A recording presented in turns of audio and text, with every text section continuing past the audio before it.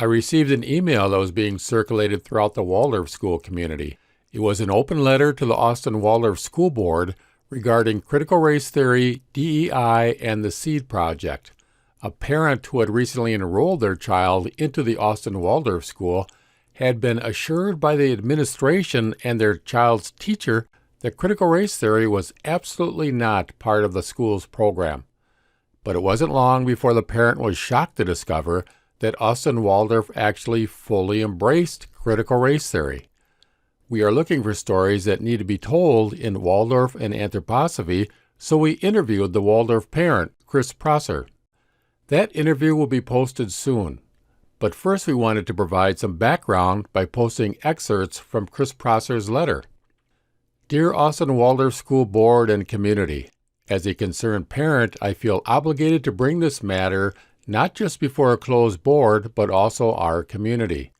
These are difficult times for all of us, and the more we can stay informed, the better we can address the issues at hand. I will start by saying that my son loves Austin Waldorf.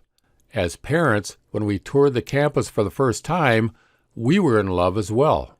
We were in search of a school that brought things like nature and hands-on learning to our child, but most importantly, we were in search of a walled garden from what has become of our public school systems. We firmly believe that schools should teach children what they always have and to check political ideology at the door. Reading, writing, math, history, science, and arts is where it should end. On our first tour of the campus, we were very upfront with what we were wanting and also not wanting from Austin Waldorf. We brought up very bluntly the topic of critical race theory, diversity, equity, and inclusion trainings, topics of white privilege, gender fluidity, and how none of these belongs in the classroom. I told them that our children arrive at school innocent. My son does not see color.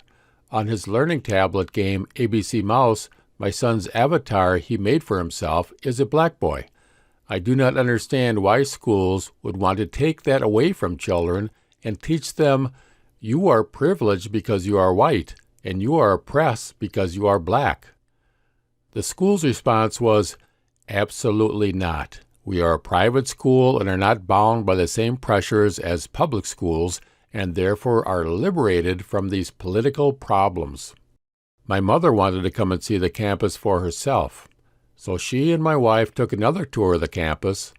My mother also brought up the same concerns about CRT, DEI, white privilege, and today's politics seeping into our schools, and she again was met with a very assuring, absolutely not. A week or so later, we had our Zoom call with the would-be kindergarten teacher. On that call, I brought up the same concerns, and she also assured that nothing like that has ever been taught at Austin Waldorf, and she couldn't imagine it ever happening either. A few days later, as we got deeper into the application process, my wife sent me a text link from the Austin Waldorf Facebook page. Austin Waldorf was praising another Waldorf school for posting art of George Floyd, depicting him as an angel in heaven and bragging about teaching their children about equity and systemic racism. I chimed in questioning, do you mean equality? And was met with a resounding no equity and a handful of hostile people. A little bit of digging and I found that at least one was an Austin Waldorf administrator. Surprised by the political agenda praised by Austin Waldorf, I started searching for any other evidence of political ideologies being peddled by Waldorf schools, and to my amazement, I found quite a lot. I found reading lists that included extremely racially and politically charged titles, and several examples of other Waldorf schools caving to the pressures of woke politics. I immediately called Austin Waldorf. They forwarded me on to the pedagogical administrator, who, after a few hours, did call me back. I again expressed my concerns to him in great detail, and the conversation went on for over an hour. This was on or about April 26, 2021.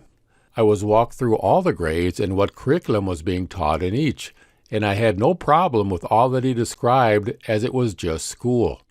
When asked about the Facebook behavior, he said the admin who posted was in the process of leaving Austin Waldorf because she had political disagreements with current admins and he had her remove her posts. He assured me that although there are some staff and parents who disagree with keeping political ideologies out of the classroom, it would not happen at Austin Waldorf. I then confessed that I had not checked the tuition insurance on our application and asked if I needed to do that just in case. And I was advised that it would not be necessary, and if somehow something like this did happen, to just contact him and they'd make it financially right. With that assurance, I was extremely excited for my son to start school at Austin Waldorf. On October 27, 2021, we received a mass email titled, "Deepen Community, Be Inspired, Make Meaningful Connections," from Austin Waldorf regarding the introduction of the National SEED Project. The school email read, "In SEED, Seeking Educational Equity and Diversity, individuals explore their own education and experiences in relation to race, gender, social economic status, religion, sexual identity, abilities, and age, and how these factors currently impact their lives, school, classrooms, community, or workplace. They consider how to use their classrooms, communities, or workplaces to create a more equitable environment for all." I was in shock. I then reread the opening sentence and found that the pedagogical administrator I had spoken to had participated in this training in the summer of 2020, which means he already knew this was coming when we had our discussion.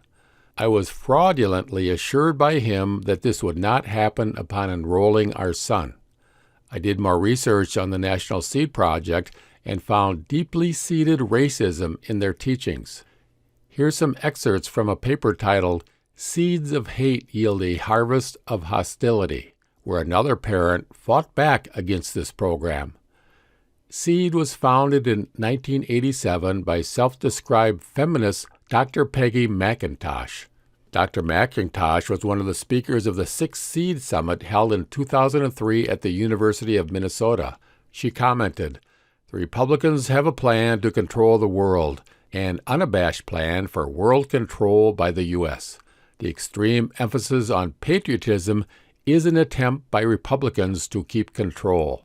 Dr. McIntosh added, "The flag, as it's presented to us, conjures values I don't share." Her anti-American values are woven throughout the SEED book selections and materials that are distributed to educators who sign up for the SEED monthly book discussions in individual school districts all across the country.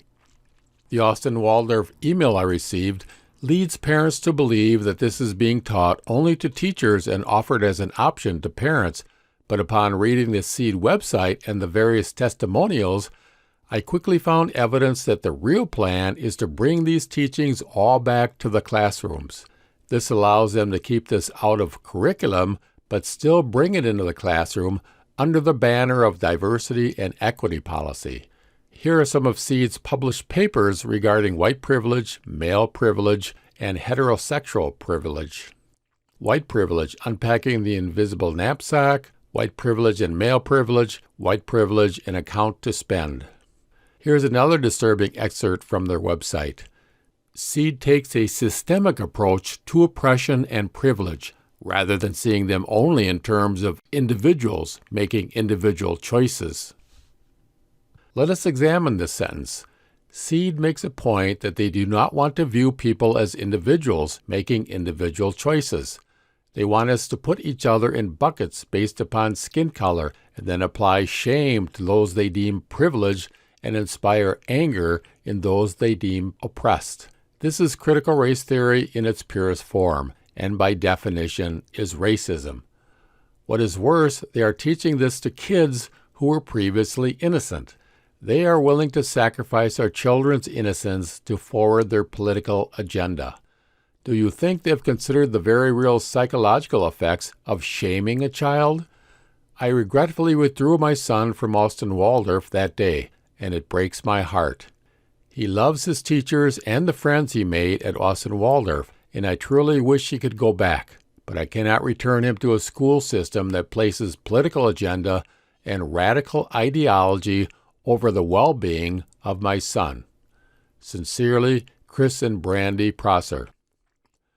The Prosser family is now involved in a legal battle with Austin Waldorf over a tuition refund.